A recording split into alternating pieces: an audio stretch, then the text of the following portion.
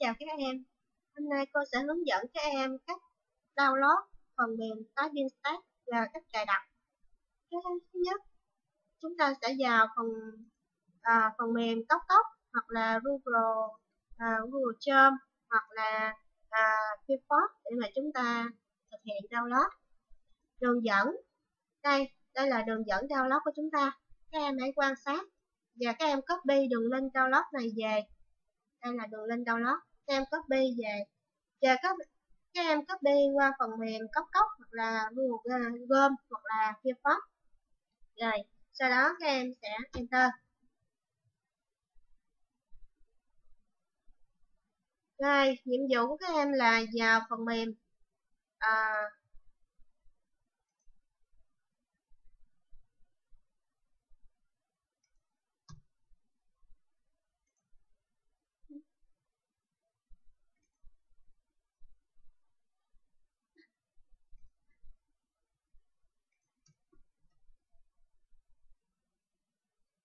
đây. Các em sẽ vào chỗ tải về, ở dưới đây có cái hướng dẫn. Này, chỗ này tải về, các em nhấp vào, viết chuột vào.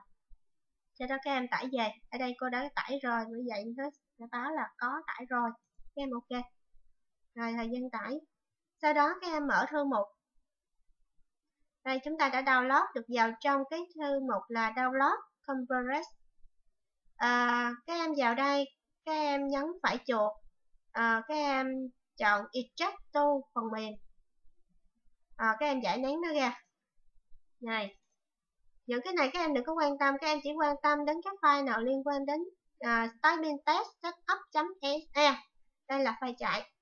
Các em cài đặt. Chọn Next.